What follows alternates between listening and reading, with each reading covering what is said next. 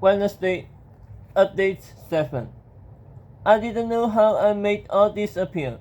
I'm such a noob sometimes. Warning, the voice said in a monotonous tone. Your vitality is very low. You need food badly. Laiwa, my feed is spamming like crazy. I can barely see anything. I think it says something about a battle prompt. Your battle prompt? How you manage that? It's normally inactive and reserved for training purposes. Meditate upon the keyboard disable. Meditate? What kind of fancy word is that? Disable. Disable. Disable. Your battle prompt has been disabled. The screens fell away. I meditated again on my ultimate, hoping I'd actually get it right this time. I felt a wish as I leaped into the air and, flying toward the closest mage, realized what Laiwa had meant by closing the gap. I sensed one of the gentlemen in white flying. He smashed into the other, and both fell. Their leader didn't even try to help them.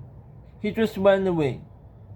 Before I could finish them off, though, someone charged in from the sides, shouting at the top of his lungs. It was Jill, in a suit of bright metallic armor and wielding a huge warhammer.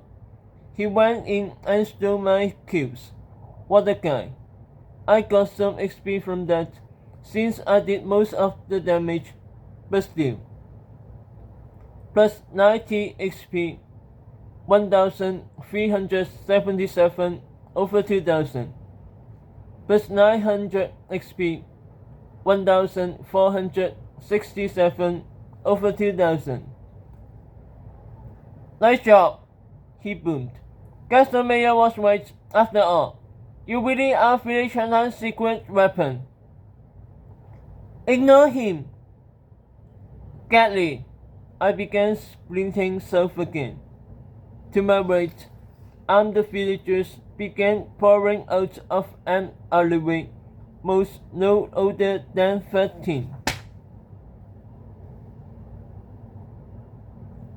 What parts of head to the square didn't you understand? I heard you shout at them. The lots of you are as useful as an anther bolt.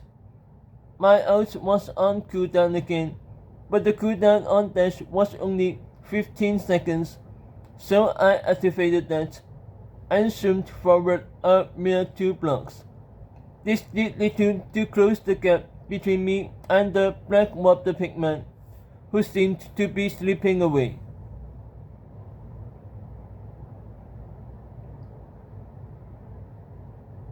Don't suppose you can do anything about this exhaustion?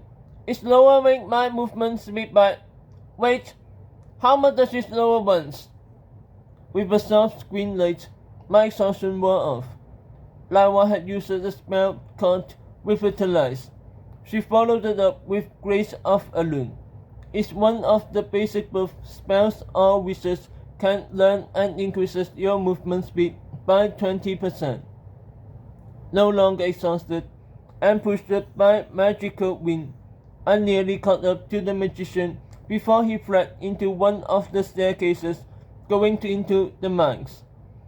A wall of lava bubbled up behind him, blocking the way. He had used the magma field spell.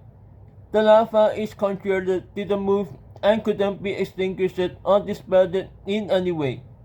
One could walk through it, although anyone noob enough to do so would take a massive amount of fire damage, unless that noob was me and immune to fire. I still hesitated, having noticed a red glow in the distance over the houses. There must have been a fire. That wasn't too surprising, only this fire had to be near the center of the village, not the wall. The whole village is burning. A low, eerie howl was coming from that direction. Not of any person or animal, but something unnatural. You'll have to take it from here. you're leaving? I'm afraid I have no choice. Immunity to fire is a luxury I don't have. We'll meet again, of course. And just like that, Lyra flew off. But you can't leave now. Maybe you haven't noticed, but I'm nothing without you. That's a lie. You'll be fine. And there are others who could use my assistance right now. Find him, Ibs. Don't let him reach your village folk. We can assume that's where he's headed. Wait, but vanishing behind the houses, she left me with one last pearl of wisdom. And look to your right. I slowly turned, expecting to see yet more monsters. It was something worse, however, much worse. Jill and Kay had finally caught up to me. Becca, Sledge, and Blastlight were behind them. Corbett must have sent them to check on me. That means the wall up north was holding. Jill smiled as he approached it, the first time since we met. Noting the crackling wall to my left, the angry villager backed it up. That one's their leader. Do you really think I know what's going on?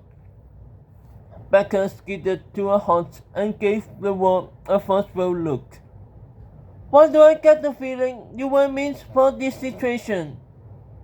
Singh came running up just then, looking quite terrified. Me is done. Perma sleep, and the west wall was breached. We've already rounded up most of the villagers though, so Lucy wants us all to regroup south of the square. They are building a wall there as we speak. A last stand, said Snatch. Is that for bad news or...